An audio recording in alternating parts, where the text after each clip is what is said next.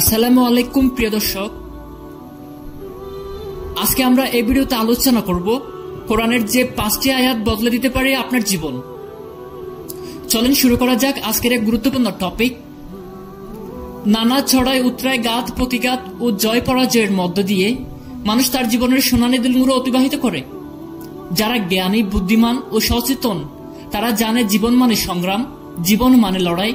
কিন্তু যারা বেতর জগতে ভেঙে পড়ে, আত্মবিশ্বাস হারিয়ে ফেলে, তাদের কাছে জীবন শুধু যন্ত্রণা এবং মৃত্যুর জন্য অপেক্ষা করা ছাড়া কিছুই মনে হয় না। হতাশাগ্রস্ত মানুষের জন্য কোরআনের প্রতিটি আয়াত যেন আশার আলো। প্রিয় দর্শক, কোরআনের এমন 5টি আয়াত সম্পর্কে জানার চেষ্টা করব আজকের এই ভিডিওতে, যেগুলো একজন মানুষকে জাগিয়ে দেওয়া কিংবা আত্মবিশ্বাস ফিরিয়ে দেওয়ার জন্য যথেষ্ট। এক কথায় মানুষকে বদলে দিতে পারে। 1 নম্বরে হচ্ছে জীবন মানেই পরীক্ষা। হতাশার অন্ধকারে ডুবে থাকা মানুষের মনে একটি প্রশ্ন বারবার ঘুরপাক খায়, কেন আমাদের সৃষ্টি করা হলো? কেন পৃথিবীতে এলাম? আমরা কি প্রাকৃতিক খেলার পুতুল? এই প্রশ্নের উত্তর দিয়ে কোরআনে কারিমে আল্লাহ তাআলা বলেন, সূরা মুলুকের আয়াত নম্বর 2, আল্লাহ তাআলা বলেন, তোমাদের মধ্যে সৎকর্মে কে অগ্রগামী তা পরীক্ষার জন্যই তিনি জীবন সৃষ্টি ও মৃত্যু ব্যবস্থা করেছেন। তিনি মহাপরাক্রমশালী ও সত্যিকার ক্ষমাশীল। এ আয়াতে আল্লাহ তাআলা বলেছেন, আমাদের এমনি এমনি দুনিয়াতে পাঠানো হয়নি। আমাদের পাঠানোর কারণ হলো আমরা কতটা সুন্দরভাবে আমাদের উপর অর্পিত কাজগুলো সমাপ্ত করতে পারি তা পরীক্ষা করে দেখা। আমরা যে কাজই করি না কেন, আল্লাহ বাতলে দেওয়া নিয়মে সমাপ্ত করতে পারলেই কেবল পরীক্ষায় পাশ করব এবং পুরস্কার হিসেবে অকল্পনীয় সুন্দর জান্নাত আল্লাহ আমাদের দান করবেন। 2 নম্বর হচ্ছে মানুষকে সৃষ্টি করা হয়েছে কষ্ট ও পরিশ্রম নির্ভর করে।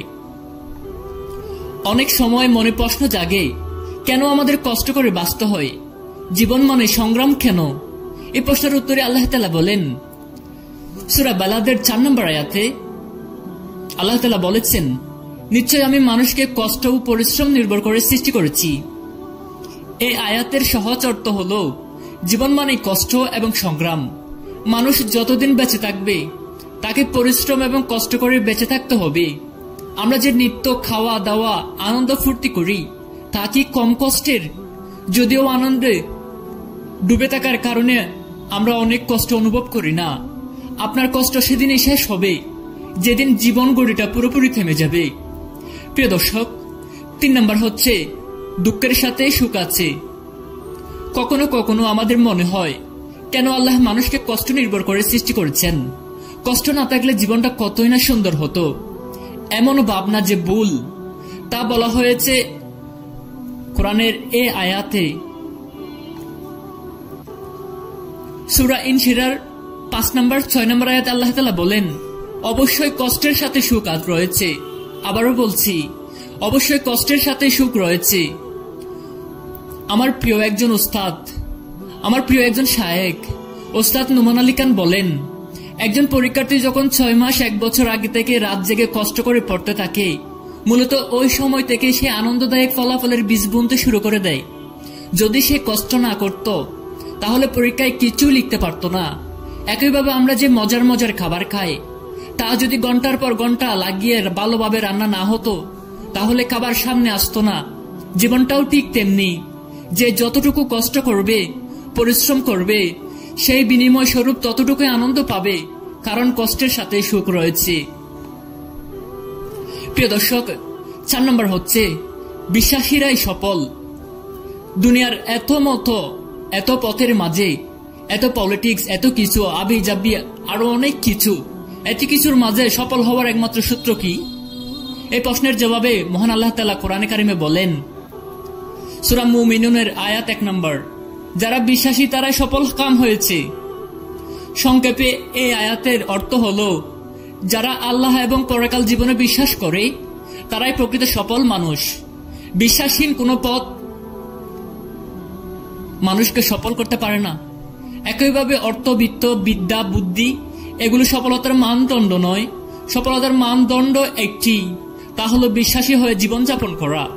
প্রিয় দর্শক, 5 নম্বর হচ্ছে ভরসা করার জন্য আল্লাহ যথেষ্ট।